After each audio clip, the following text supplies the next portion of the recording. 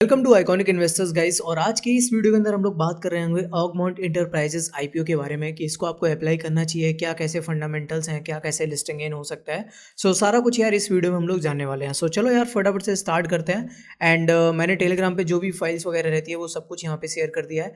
And जो भी सारी चीज़ें रहती हैं, जो भी एनालिसिस रहता है वो मैं सारा ऑलरेडी यहाँ पे शेयर कर देता हूँ। देखो मैंने ऑलरेडी यहाँ पे 2 दिन पहले ही शेयर कर दिया था 23 अगस्त को। यहाँ पे आप सारा कुछ ऐसे देख सकते हो एंड कुछ रिकमेंडेशन मैं आपको यहाँ पे सजेस्ट करता रहता हूँ। मेक श्योर इसको आप ज्वाइन कर लो, लिंक आपको डिस्क्रिप्शन मिल जाएगी, तो इसको चेक कर लेना। बाकी हम लोग आईपीओ के बारे में बात करते हैं। ये है ऑगमाउंट एंटरप्राइजेस, ऑगमाउंट कुछ भी बोल सकते हैं। अभी देखें तो ये 8x के आसपास सब्सक्राइब हुआ है। And I am so sorry guys, horn का आवाज़ आ रहा है तो थोड़ा सा ऐसे वियर्ड लगता है। यहाँ पे मिनिमम इन्वेस्टमेंट हम लोग को 14,250 चाहिए।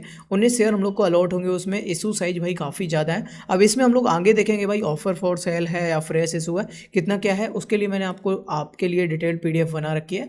टेंशन नहीं लेनी भाई, आइकॉनिक भाई के साथ आपको सारी जानकारी भाई बिल्कुल मस्त मिलने वाली है।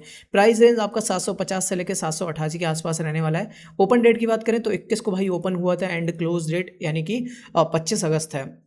और वहीं पे बात करें अलॉटमेंट जो भी आएगा आपको वो 26 को आपको देखने को मिलेगा। रिफंड 27 को होगा एंड लिस्टिंग 31 को हो जाएगी इसकी। एंड वहीं सब्सक्रिप्शन की बात करें, रिटेल ने वही 7x के आसपास अभी सब्सक्राइब किया है। टोटल यहाँ पे 8x के आसपास सब्सक्राइब निकल के आ रहा है।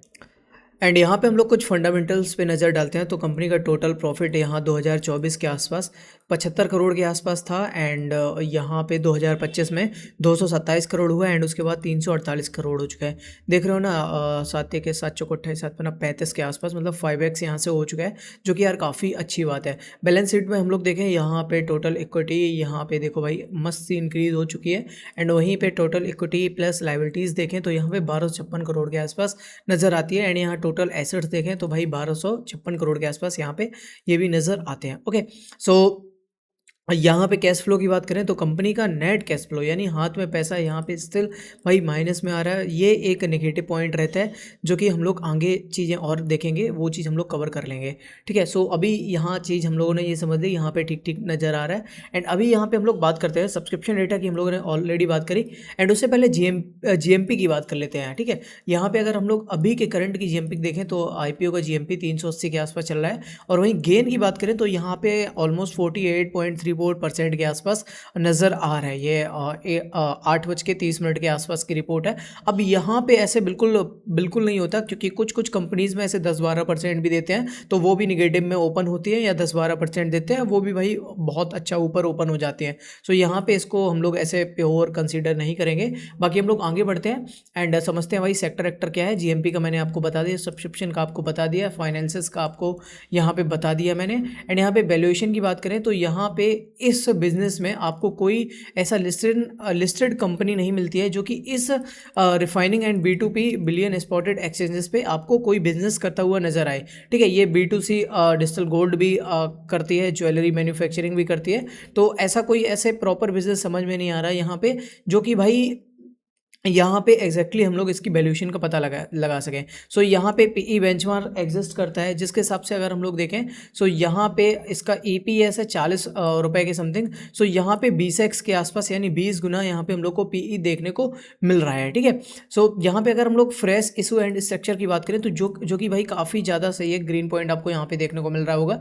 यहाँ पे 825 करोड़ के आसपास यहाँ पे टोटल इशू साइज है, जिसमें से भाई 620 करोड़ फ्रेश इशू है यानी कंपनी में जाएगा ये। And 205 crore offer for sale है, यानी कि कुछ प्रमोटर्स यहाँ पे, ये 3 प्रमोटर्स ग्रुप सेलर्स है जो अपना जो स्टेक है वो यहाँ पे सेल कर रहे हैं 25% के आसपास, जिसके बदले जो कंपनी है वो मार्केट में लिस्ट हो रही है, आईपीओ उसका आ रहा है एंड वही जो शेयर्स हैं वो ट्रेड वगैरह होंगे। ठीक है, यहाँ पे आपको ये चीज़ समझ में आई होगी। एंड वही सेक्टर एंड टाइमिंग की बात करें तो यहाँ पे organised gold silver digital gold platform, जो कि भाई एक काफ़ी ग्रोइंग सेक्टर इंडिया में नज़र आते हैं, क्योंकि यहाँ पे गोल्ड की प्राइस भी राइज हो रही है और उसके साथ साथ जो भी गोल्ड से रिलेटेड चीज़ें हैं वो सारी की सारी बढ़ाई जा रही हैं। ठीक है, यहाँ पे इस टाइप से हमारा यहाँ पे सेक्टर एंड टाइमिंग यहाँ पे नज़र आता है। एंड यहाँ पे प्रमोटर्स के बारे में बात करें और जो भी लीड मैनेजमेंट है, यहाँ पे नुवामा वेल्थ मैनेजमेंट एंड यहाँ JM financial, Motilal Oswal and ये सारे बड़े बड़े नाम से इनकी निगरानी में भाई यहाँ पे IPO लाया जा रहा है। एंड यहाँ पे कंपनी के पास 8 पेंडिंग टैक्स हैं जो कि 13 करोड़ के आसपास नज़र आता है। एंड यहाँ पे 13 करोड़ है, ये इतना छोटा अमाउंट आपको आपको नज़र आ रहा होगा।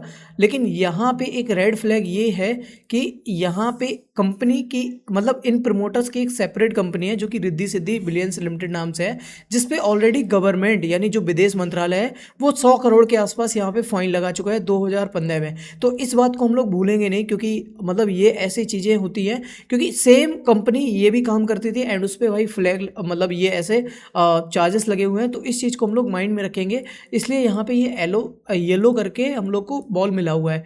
एंड यहाँ पे लॉट साइज एंड अफोर्डेबिलिटी की बात करें, जो कि मैंने ऑलरेडी आप लोग को बता ही दिया है। ओवरऑल रिस्क की बात करें तो यहाँ पे लो से मीडियम रिस्क नज़र आता है। यहाँ पे लिस्टिंग गेन के लिए भाई अप्लाई कर सकते हैं एंड जो भी अपना वो है उसको हम लोग थोड़ा बहुत छोड़ सकते हैं, ठीक है। सो यहाँ पे आपको डेफिनेटली चीज़ें क्लियर समझ में आई होंगी, मैंने आपको कट टू कट बात करी है। सो यहाँ पे आपको क्लियर समझ में आ गया होगा। सो मिलते हैं नेक्स्ट वीडियो में गाइस, तब तक के लिए बाय बाय, टेक केयर।